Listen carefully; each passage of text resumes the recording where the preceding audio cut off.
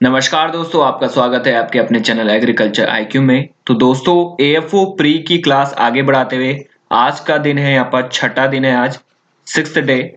और आज हम इंग्लिश में दोबारा करेंगे क्लोज टेस्ट। तो क्लोज टेस्ट का थोड़ा एक यहाँ पर अपर लेवल देख लेते हैं कि कैसे हम क्लोज टेस्ट करेंगे। इससे पहले मैंने क्लोज टेस्ट का आपका पहला लेक्चर ले आया था, जिसमें कि हमने सीखा था कि क्लोज टेस्ट आखिर होता क्या है और इससे यहाँ पर कैसे इसकी हम अप्रोच करें। तो इस वीडियो में भी हम ऐसा ही करेंगे। तो चलिए आगे बढ़ते हैं। तो गाइज, मेरी हर वीडियो का पीडीएफ यहाँ जाके ले सकते हैं, एग्रीकल्चर आईक्यू ऑफिशियल। क्या करना है आपको, टेलीग्राम आपको डाउनलोड करना है प्ले स्टोर से, और यहाँ पे सर्च मारना है टेलीग्राम में एग्रीकल्चर आईक्यू ऑफिशियल। ओवर यहाँ पर 680+ मेंबर है, तो आप इसी को यहाँ पर ज्वाइन करिएगा। तो चलिए आगे बढ़ते हैं। तो ये है आपके सामने क्लोज टेस्ट। तो ये आप देख सकते हैं यहाँ पर ए से जे तक है, यहाँ पर 10 है। यहाँ पर फाइंड करने हैं आपको क्लोज टेस्ट में कि कौन सा वर्ड यहाँ पर सुटेबल आएगा। तो सबसे पहले, जैसे मैंने आपको पहले ही वीडियो में बताया था कि क्या करना है आपको, पहले आपको एक क्रक्स यहाँ पर, एक समरी यहाँ पर देख लेनी है कि इस जो पैसेज में कहा क्या गया है। तो पढ़ लेते हैं, यहाँ पर पढ़ लेते हैं यहाँ पर क्या क्या है। तो बोला है यहाँ पर, growth story in an developing country can not be without its impact on the poverty and employment situation. The Planning Commission has that India should strive for more inclusive growth. The number of people living below the poverty line has dashed from 36% in 1993-94 to 22% in 2004-5. Again, the issue is to bring more and more people out of poverty by dash them productive employment opportunities. The approach paper to 11th 5-year plan suggests that doubling the growth of agriculture GDP to 4% per annum will dash rural employment conditions by raising real wages and reducing underemployment. However, even if this is attained, an overall growth of 9% will further increase income dash between agriculture and non-agriculture households. Dash around 10 million workers currently in agriculture find remunerative non-agriculture employment. This dash a major challenge not only in terms of generating non-agriculture employment but also in dash its required location and time. तो ये पढ़ा हमने यहाँ पर cloze test का passage. तो इसमें यहाँ पर सिंपली क्या बात हो रही है कि एम्प्लॉयमेंट से रिलेटेड यहाँ पर ये पैसेज दिया गया है, एम्प्लॉयमेंट से रिलेटेड पैसेज, जिसमें कि बात हुई है कि बिलो पॉवर्टी लाइन की बात हुई है, एम्प्लॉयमेंट की बात हुई है। तो ये आपने देख लिया कि एम्प्लॉयमेंट रिलेटेड आपका आर्टिकल है। तो आगे बढ़ते हैं यहाँ पर। अब देखते हैं यहाँ पर इसको करना कैसे है। तो पहली लाइन देख लेते हैं, क्या बोला है, growth story in an development country can not be dash without. तो क्या बोला है, जो ग्रोथ स्टोरी है, जो आपकी ग्रोथ की स्टोरी है डेवलपमेंट कंट्रीज में, वो क्या नहीं हो सकती है बिना किसके, विदाउट यहाँ पर लिखा है। तो क्या नहीं हो सकता है जो डेवलपिंग कंट्रीज में है ग्रोथ स्टोरी, वो क्या नहीं हो सकता है, क्या वो कंप्लीटेड का सेंस आएगा, रिटोल्ड का सेंस आएगा, अचीव्ड, कंस्ट्रक्टेड या फिर नरेटेड। तो देख लेते हैं। The growth story in an developing country can not be retold, retold तो यहाँ पर बिल्कुल भी नहीं आएगा। फिर बोला है अचीव्ड, अचीव्ड हम कह सकते हैं कि आ सकता है।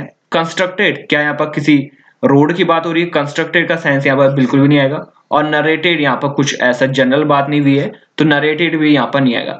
तो आपका कंफ्यूजन यहाँ पे होगा कंप्लीटेड या अचीव्ड। तो अचीव का सेंस यहाँ पर जो पैसेज में है वो यहाँ पर नहीं आएगा कि जो ग्रोथ स्टोरी है वो आप कुछ अचीव नहीं कर रहे हैं। ये एक सिंपल यहाँ पर सेंटेंस है जिसमें कि कंप्लीटेड का सेंस यहाँ पर ज्यादा अच्छी तरीके से आएगा। आप देखिए, growth story in an developing country can not be completed. जो ग्रोथ स्टोरी है डेवलपमेंट कंट्रीज में वो कंप्लीट नहीं हो सकती विदाउट, यहाँ पर विदाउट लिखा है, तो कंप्लीट का सेंस यहाँ पर ज्यादा अच्छा आएगा। तो पहला का आंसर है आपका कंप्लीटेड, आपका यहाँ पर सही आंसर हो जाएगा। आगे देखते हैं आगे क्या बोला है। तो इसी को यहाँ पर दोबारा से पढ़ते हैं। The growth story in an development country can not be completed without dash its impact on poverty and employment situation. कि जो ग्रोथ स्टोरी है डेवलपमेंट कंट्री में वो कंप्लीट नहीं हो सकती बिना, विदाउट जनरेटिंग का सेंस आएगा, without generating its impact on poverty and employment situation, accessing का आएगा, रियलाइजिंग, काउंटिंग या फाइंडिंग का। तो आपने ये देखा कि जो ग्रोथ स्टोरी है डेवलपमेंट कंट्री में वो कंप्लीट नहीं हो सकती किसके बिना, किसके बिना, फाइंडिंग के बिना। फाइंडिंग इट्स इम्पैक्ट, तो फाइंडिंग का सेंस बिल्कुल भी नहीं आएगा। काउंट, यहाँ पर हम कोई चीज काउंट नहीं कर रहे हैं तो ये भी नहीं आएगा। रियलाइजिंग आप कह सकते हैं पर यहाँ पर इसका सेंस बिल्कुल भी नहीं आएगा। रियलाइज, आप कुछ चीज यहाँ पर रियलाइज थोड़ा कर रहे हो तो रियलाइज का भी सेंस नहीं आएगा। अब यहाँ पर आता है जनरेटिंग और एक्सेसिंग।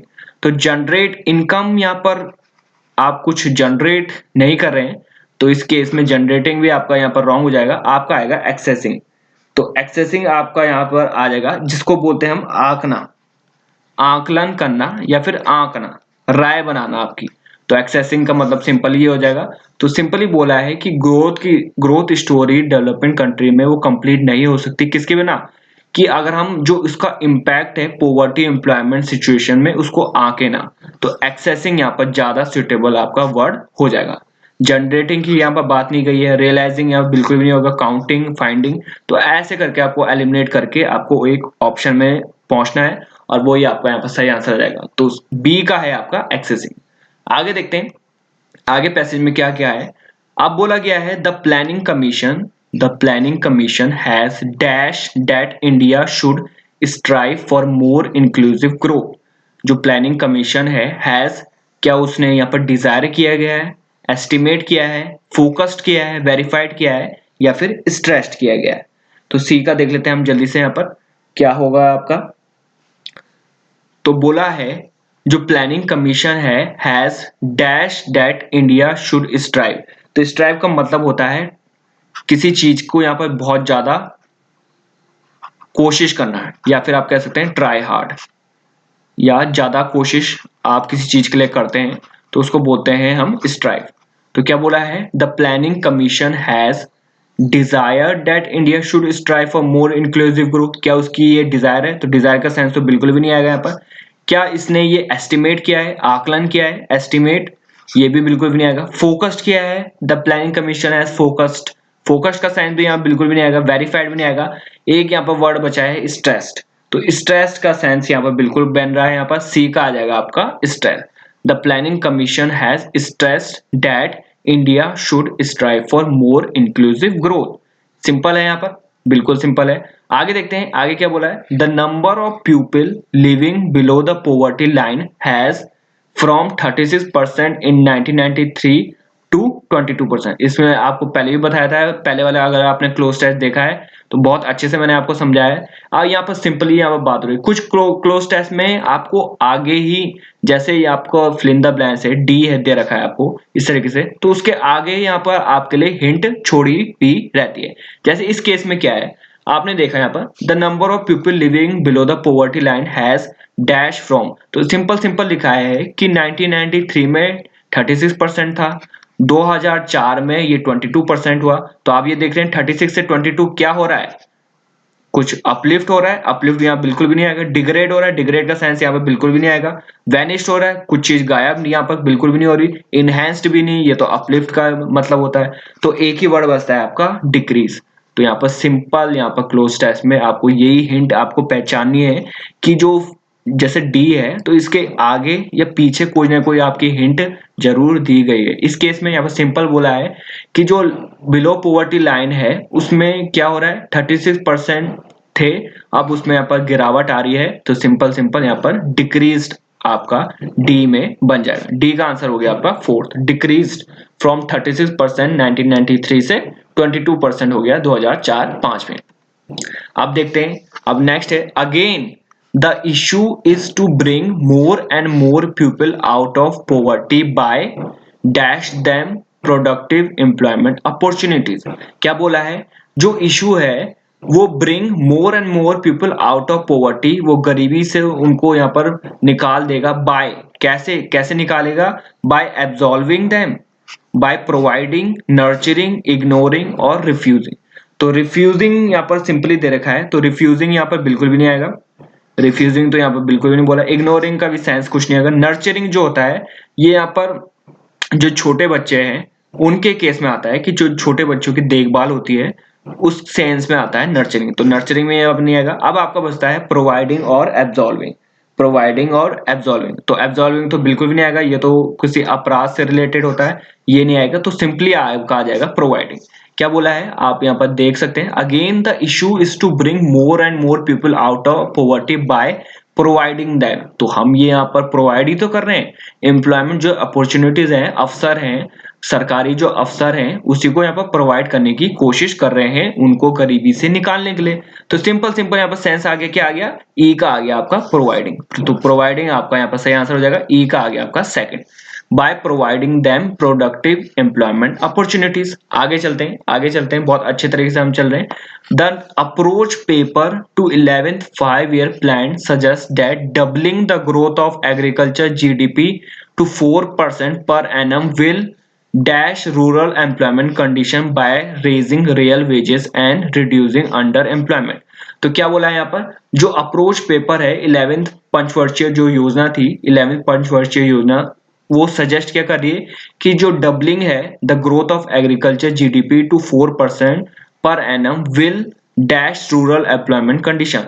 तो क्या वो इंपैक्ट कर रही है या डाइवर्सिफाई कर रही है, ले कर रही है, एग्रावेट कर रही है या फिर इंप्रूव कर रही है। तो इसका क्या आ जाएगा यहाँ पर, तो सिंपली यहाँ पर बोला है, आप यहाँ पर जो सेंटेंस है उससे समझ सकते हैं कि इसमें सीधे सीधा आपका क्या आ जाएगा, इंप्रूव। तो यहाँ पर इंप्रूव की ही तो कंडीशन आप बोल रहे हैं कि जब कोई भी है जो अंडर एम्प्लॉयमेंट है उनको अगर आप वेजेस दे रहे हैं और उसकी जो बीपीएल जो परिवार है उनकी कंडीशन अगर आप सुधार रहे हैं उनको रुपए देके, तो सिंपल जो सेंस आ रहा है वो आ रहा है इंप्रूव। इम्पैक्ट यहाँ पर बिल्कुल भी नहीं आएगा। डाइवर्सिफाई आपका यहाँ पर गलत हो जाएगा, डाइवर्सिफाई यहाँ पर इंक्रीज का मतलब होता है, ले यहाँ पर कुछ यहाँ पर ले का सेंस नहीं है, और एग्रावेट, एग्रावेट का भी यहाँ पर सेंस नहीं आएगा। इसका मतलब तो होता है बिगाड़ देना, किसी भी चीज को बिगाड़ देना, एग्रावेट बद से बदतर कर देना, उसका सेंस आता है। तो यहाँ पर सिंपल सेंस आ जाएगा आपका फिफ्थ, इंप्रूव का सेंस यहाँ पर सही आ रहा है, कोई हम चीज यहाँ पर इंप्रूव कर रहे हैं। ठीक है जी, आगे देखते हैं आगे क्या बोला है। तो हम यहाँ पर पहुंच गए थे,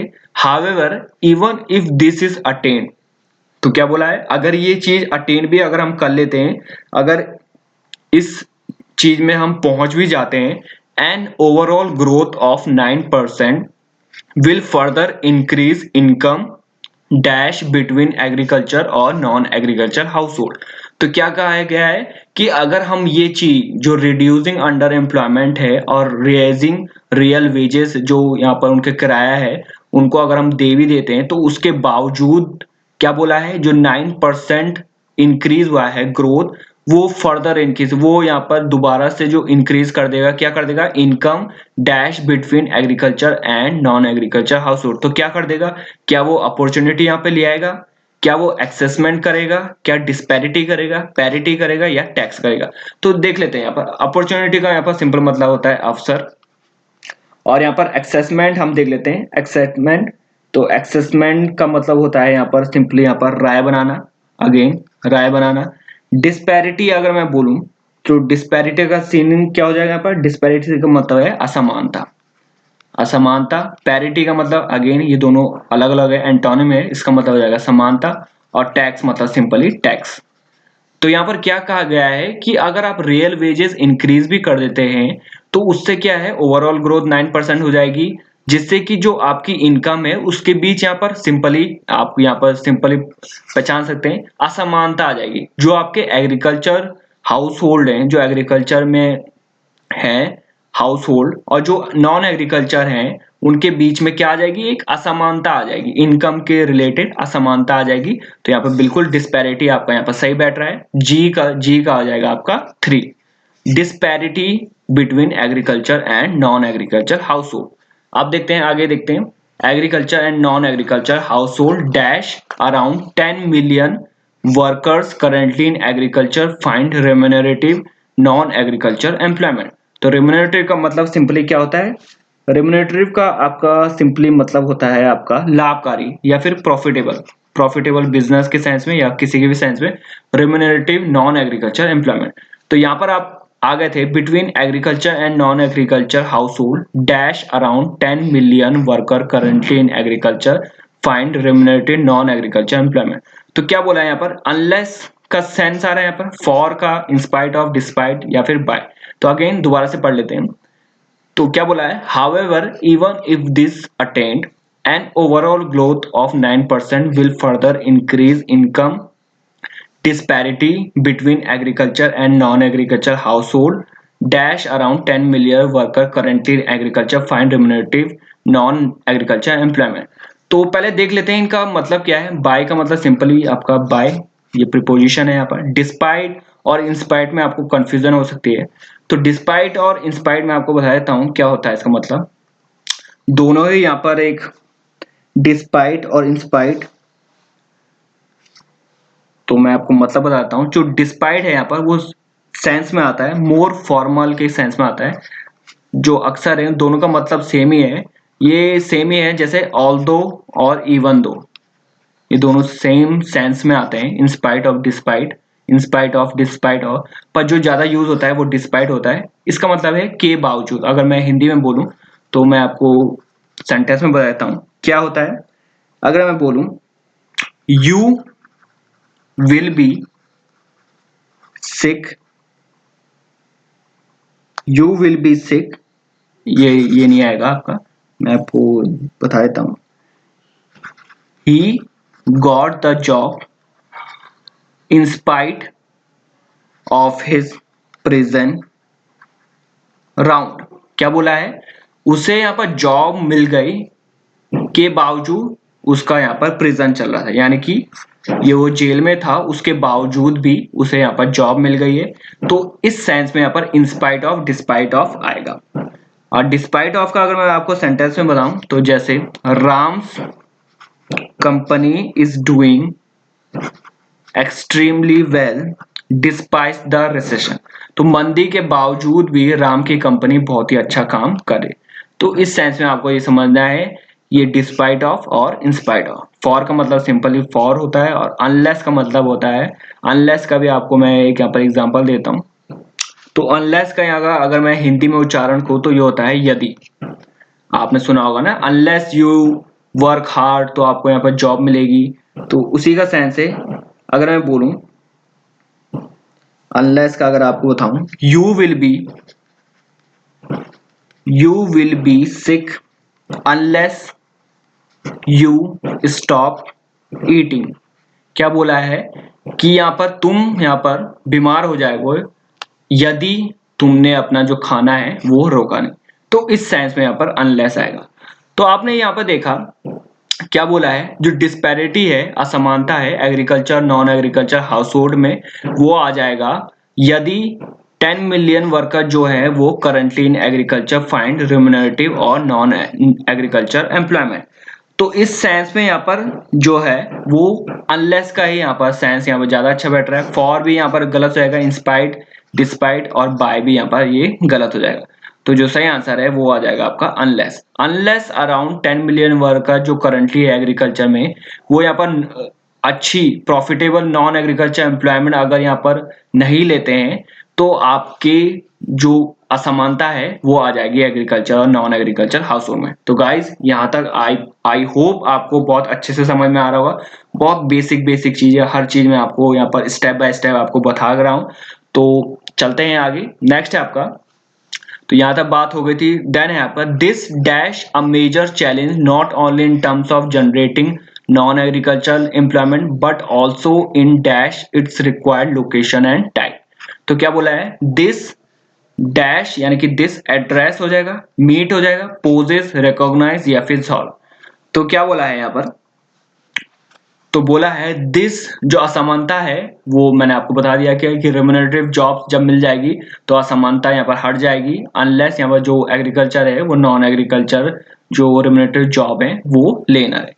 तो क्या बोला है, this addresses a major challenge. यहाँ पर एड्रेस का कोई भी सेंस नहीं बन रहा है. This meets a major challenge, क्या ये मीट कर रहा है कोई मेजर चैलेंज, तो इसका भी सेंस नहीं बन रहा है यहाँ पर. दिस पोजेस यहाँ पर हो सकता है. दिस रिकॉग्नाइज, यहाँ पर किसी रिकॉग्नाइजेशन की बात नहीं हुई है. और यहाँ पर ये सॉल्व है. तो this solve a major challenge, यहाँ पर सॉल्व तो यहाँ पर एक प्रॉब्लम का यहाँ पर जनरली सेंस देता है, तो सॉल्व यहाँ पर बिल्कुल भी नहीं आएगा. देन है आपका पोजेस. तो पोजेस यहाँ पर सही आंसर हो जाएगा. यहाँ पर this poses a major challenge not only in terms of generating non agriculture employment but also in dash its required location and type. तो क्या बोला है, जो ये है, this poses a major challenge not only in terms of generating non agriculture employment but also in dash its required location and type. क्या यहाँ पर एक्सप्लोरिंग की कोई बात की गई है, एक्विटिंग की यहाँ पर कोई बात की गई है, रेसिप्रोकेटिंग, मैचिंग और सॉल्विंग। तो रेसिप्रोकेटिंग अगर मैं बोलूं तो सिंपल है, समान भाव का यहाँ पर सेंस देता है, समान भाव। मैचिंग का सिंपल है यहाँ पर मिलन हो गया। यहाँ पर सॉल्विंग या एक्विटिंग की कोई बात की गई है, यहाँ पर किसी कर्तव्य किसी निभाने की कोई बात की है। एक्विटिंग का मतलब कर्तव्य किसी का निभाना, या एक्सप्लोरिंग की बात की गई है। तो यहाँ पर सिंपली क्या बोला है, this poses a major challenge not only in terms of generating non-agriculture employment but also in exploring its required location and type। तो यहाँ पर जनरली जो सेंस आ रहा है वो आ रहा है आपका एक्सप्लोरिंग। मैचिंग का कोई सेंस नहीं है, सॉल्विंग कोई यहाँ पर चीज अब सॉल्व नहीं कर रहे हैं, जनरल बात हो रही है। एक्विटिंग भी नहीं आएगा, देन आ जाएगा आपका एक्सप्लोरिंग। तो लास्ट जो है जे, उसका आ जाएगा आपका first, exploring its required location and type. किसी लोकेशन का आप यहाँ पर एक्सप्लोर ही तो कर रहे हो, उसको यहाँ पर देख ही तो रहे हो और उसका टाइप भी आप जान रहे हो। तो यहाँ पर सिंपली आ जाएगा आपका सेंस एक्सप्लोरिंग। तो गाइज आई थिंक यहाँ पर सारे हो गए हैं।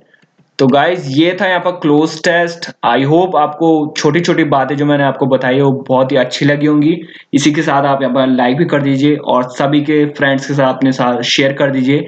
यहाँ पर AFO की प्री की क्लास बहुत अच्छे से यहाँ पर हो रही है। क्लोज टेस्ट आज हमने किया है, देन अगेन 2 डेज का हम यहाँ पर टर्न ले रहे हैं कि 2 डेज आपका मैथ्स चलेगी, 2 डेज आपका रीजनिंग एंड 2 डेज इंग्लिश।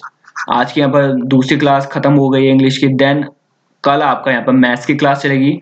कल प्रोबेबली हम यहाँ पर सिंपल DI करेंगे या फिर Q1 Q2, तो देख लेते हैं यहाँ पर क्या यहाँ पर टर्न है। तो गाइस आज के लिए इतना ही, thanks for listening, great day.